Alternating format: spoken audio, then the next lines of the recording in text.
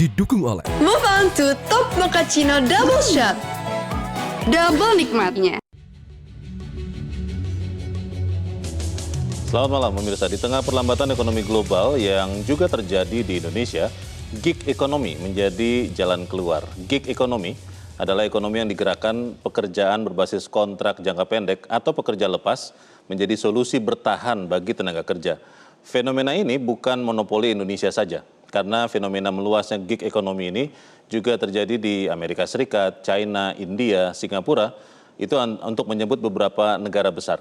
Bagaimana gig ekonomi ini bisa menjadi solusi yang menguntungkan semua pihak? Pemirsa, bersama saya Leonard Samosir, inilah Top Ekonomi, kerja tak tetap tapi tetap kerja.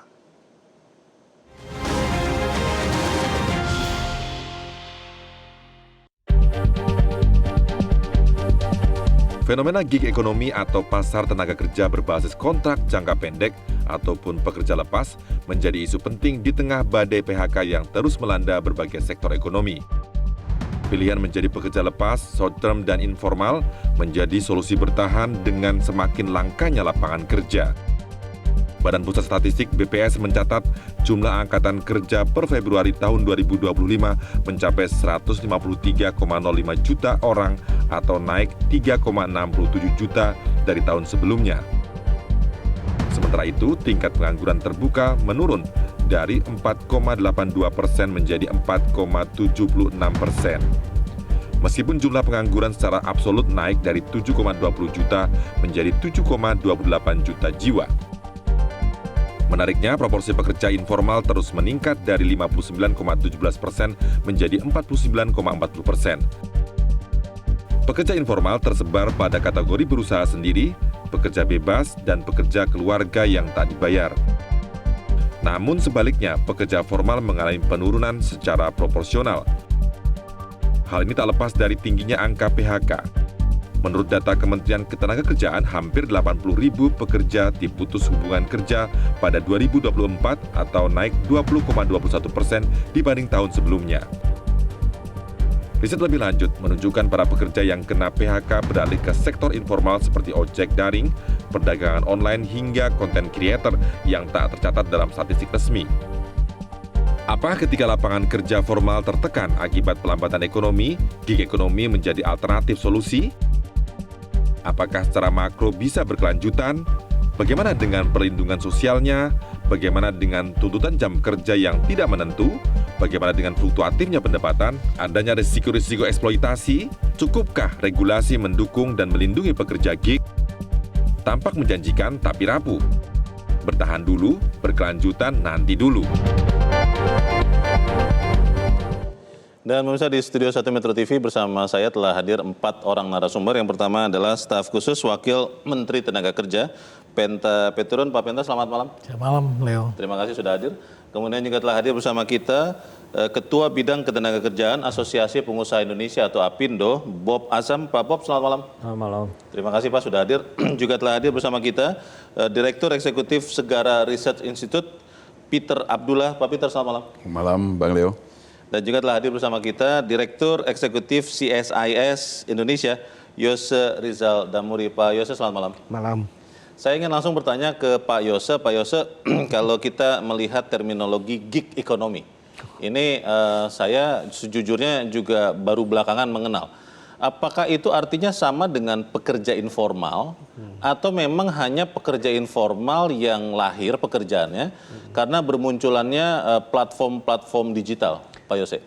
Ya, jadi seperti tadi sudah disebutkan, gig ekonomi itu sendiri memang mungkin sebenarnya harus lebih dipertajam istilah gig ekonomi ataupun juga gig worker ya. Yeah. Karena sebenarnya gig worker ini pada prinsipnya adalah pekerja mandiri, pekerja informal tetapi yang difasilitasi oleh digitalisasi, platform misalnya. Oke. Nah, dan sering sekali mereka disebut seperti gig ekonomi. Ada memang bagian dari gig ekonomi ini yang mendapatkan return yang lebih tinggi, revenue pendapatan juga lebih baik.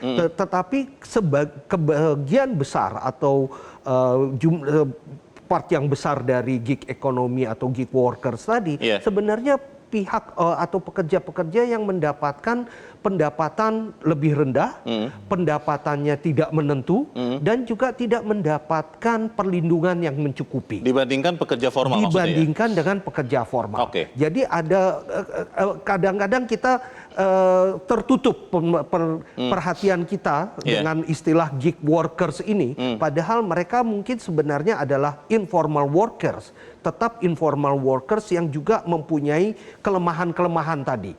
Informal workers tetapi yang memang difasilitasi oleh digitalisasi yang berkembang selama 10-15 tahun belakangan ini. Baik, Pak Penta, kalau pemerintah sendiri, Kementerian Tenaga Kerja, Kemenaker, itu punya definisi tertentu tidak untuk gig economy, gig workers? Apakah memang bisa ditukar pakaikan dengan istilah pekerja informal tadi seperti kata Pak Yose, atau bagaimana Pak?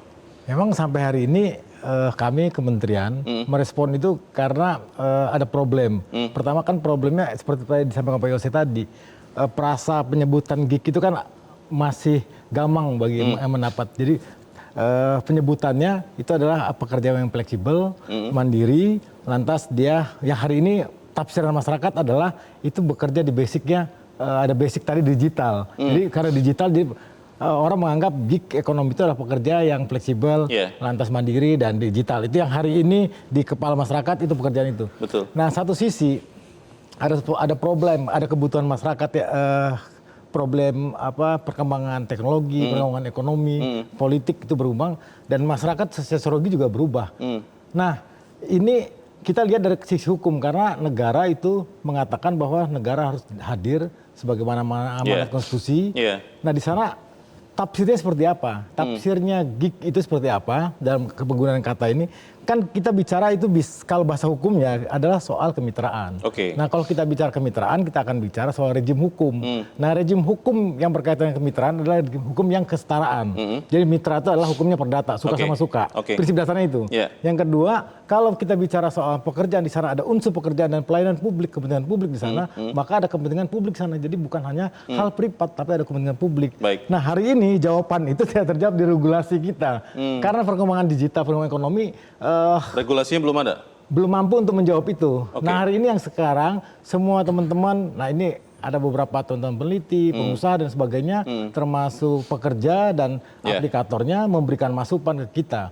Nah kenapa? Karena ranah ini ranah penting bagaimana pekerja yang tadi sampaikan oleh Pak Yose itu bukan hanya ada kepastian terhadap status. Karena berkaitan status akan implikasinya terhadap perlindungan. Kepastian terhadap pekerjaannya, jam kerja, itu prinsip dasarnya. Baik, Pak Bob, kalau Apindo melihat ini kan ada fenomena yang saya rasa lebih cepat daripada regulasi. Kalau kita bicara pengemudi yang menjadi mitra ojek online Pak, datanya tidak terlalu pasti, ada yang bilang 4 juta, ada yang bilang 7 juta orang. Itu kan orang-orang yang nyata-nyata bekerja, tapi statusnya bukan pekerja, sehingga regulasi yang ada Undang-Undang Ketenagakerjaan tidak melindungi mereka karena mereka bukan pekerja. Apindo melihatnya seperti apa Pak? Ya sebenarnya ini kan fenomena baru ya, sehubungan dengan adanya transformasi digital di dalam ekonomi kita. Sehingga muncullah fenomena yang saat ini memang belum bisa terdefinisi oleh Undang-Undang Ketenagakerjaan kita yang ada saat ini, yang melihat bahwa hubungan kerja itu hubungan antara atasan bawahan. Jadi orang bekerja itu atas dasar perintah. Nah jadi ada beberapa unsur-unsur yang diatur di dalam Undang-Undang Ketenagakerjaan ini tidak berlaku di dalam platform ini gitu. Tapi terlepas dari masalah tersebut, saya ingin melihat dari kacamata bahwa fenomena ini harus kita lihat sebagai satu kesempatan ya untuk memperbesar kue ekonomi ya. Jadi jangan sampai buru-buru ini diregulasi dan akhirnya justru mempersempit peluang ini sebagai kue ekonomi. Jangan buru-buru diregulasi, kan belum ada regulasinya Pak. Ya sekarang kan cenderung ke sana gitu loh. Ya kan udah ada suara-suara untuk memformalkan ya, diatur menjadi seperti hubungan kerja. Bukan hanya di Indonesia, ini fenomena juga terjadi di belahan dunia yang lainnya. Di Eropa, yang paling getol sekarang untuk memformalkan Eropa. Dan sudah ada salah satu negara yang sudah memformalkan, yaitu Spanyol. Ya, cuma kan kita lihat akibatnya begitu itu diformalkan, jumlahnya menyusut sampai 20%. Maksudnya diberhentikan pekerja-pekerja yang tadinya mitra ini? Ya akhirnya kan kita perlu definisi bahwa yang formal itu ada aturannya yang harus dipenuhi. Misalnya jam kerjanya harus bekerja 8 jam dan lain sebagainya. Nah setelah aturan itu diterapkan tinggal 20%. Oh. Ya. Itu konsekuensi logis ya? Konsekuensi yang ada, Ketika makanya sebelum kita bicara itu kita harus lihat dulu fenomena yang ada di belahan negara lain. Baik. Nah kalau dilakukan ini dampaknya seperti apa gitu loh. Apa kita siap nanti diformalkan yang bekerja tinggal 20%? Ini pertanyaan besar, tapi saya ingin ke Pak Peter dulu. Pak Peter, kalau lihat data ya, tadi di bagian pengantar sudah dikatakan bahwa fenomena gig workers ini bukan hanya di Indonesia, Pak. Saya pakai data McKinsey 2023, di Amerika Serikat gig workers itu 5-6% dari PDB-nya. Dan tenaga kerjanya antara 35-40% dari total workforce. Di China itu menyumbangkan 7-10% PDB, sekitar 25% dari total angkatan kerja yang 780 juta. Di India itu 1,25-2% PDB, lalu menyerap 4,5% dari tenaga kerja. Indonesia saya lompat Pak, ini 1-2% dari PDB sebetulnya masih relatif kecil dibandingkan yang tadi, tapi tenaga kerjanya itu antara 20-25% dari jumlah total tenaga kerja. Pertanyaan mendasarnya Pak Peter, apakah gig ekonomi atau informal work ini itu baik atau tidak baik untuk ekonomi bangsa atau negara masing-masing, khususnya Indonesia Pak? Dalam dua hal tadi, sebenarnya apa yang disampaikan oleh Bang Leo tadi sudah menunjukkan kontribusi positif atau aspek baik dari gig worker. Signifikan ya? Signifikan, jelas. Dari sisi PDB, walaupun besar kecilnya kita berbeda-beda antar satu negara dengan negara lain, tapi mereka memiliki kontribusi, berarti baik dong. Yang kedua, dari sisi penyerapan lapangan kerja, penyerapan tenaga kerja, berbeda-beda besarnya. Indonesia sangat besar. Artinya ini menjadi sebuah wadah, ya, tempat menampung ketika sektor formal itu tidak mampu ya, menyediakan cukup lapangan kerja. Jadi aspek-aspek positif dari gig worker inilah yang harus diperhatikan, dan saya sangat sependapat dengan Pak Bob tadi. Kita sangat harus berhati-hati karena kita tahu bahwasanya sektor informal itu memegang peranan yang sangat besar, terutama di dalam menyerap angkatan kerja. Apalagi kalau sekarang ini kita tahu gelombang PHK sedang banyak melanda di berbagai sektor. Bisa dikatakan sebagai buffer tidak tuh Pak Peter untuk bantalan sosial juga begitu? Sangat. Ya, kalau saya melihatnya sangat. Ya. Jadi kalau kita tidak berhati-hati, kita buru-buru kita melakukan regulasi yang kemudian mengurangi peran dari sektor informal di dalam menyediakan lapangan kerja, bahaya sekali.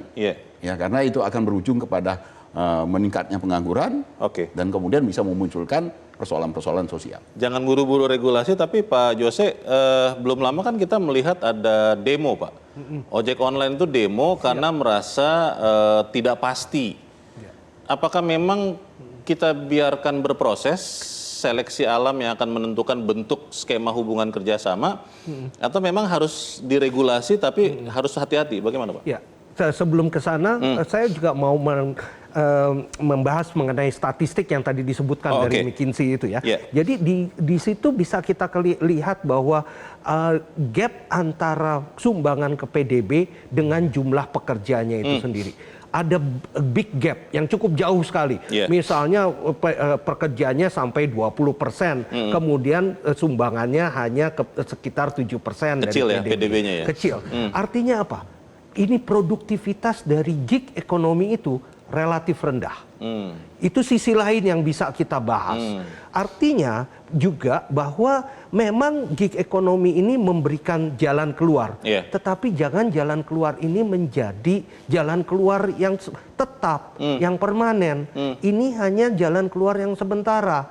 Kalau kita memberikan regulasi tadi yang sifatnya lebih ketat dan kemudian meningkatkan insentif untuk menjadi gig worker, banyak pekerja-pekerja gig worker yang produktif produktivitasnya rendah, yang penghasilannya rendah akan merasa senang terus untuk berada di dalam gig worker tadi, merasa menjadi nyaman, gig comfort worker. zone di situ. Sehingga tidak berusaha untuk meningkatkan skillnya, skill mereka, tidak berusaha untuk masuk ke formal workers, tidak berusaha untuk mendapatkan pendapatan yang lebih baik gitu ya. Karena mereka memang sudah nyaman. Di samping juga apa yang Pak Peter tadi katakan akan mengurangi kesempatan juga untuk pekerjaan ini. Jadi itu memang ada banyak hal yang perlu kita lihat sebelum kita keluar dengan regulasi-regulasi. Karena regulasi itu gampang gitu ya. Membuat regulasi itu gampang. Tetapi implikasi-implikasinya perlu kita lihat dulu sebelum kita keluar dengan berbagai regulasi-regulasi yang ada. Kita sudah punya pengalaman juga di ojek online ini. Di tahun 2016 regulasinya sebenarnya melarang itu semua. Tetapi kemudian ketika aturannya dikeluarkan dalam waktu 1-2 hari dicabut kemudian dirubah menjadi bahwa itu diperbolehkan. Nah, masalahnya apakah kemudian memang skema gig ekonomi atau gig workers ini kita biarkan lebih dulu atau memang kita bantu mitigasi? Pemirsa tetap bersama kami, Top Ekonomi segera kembali.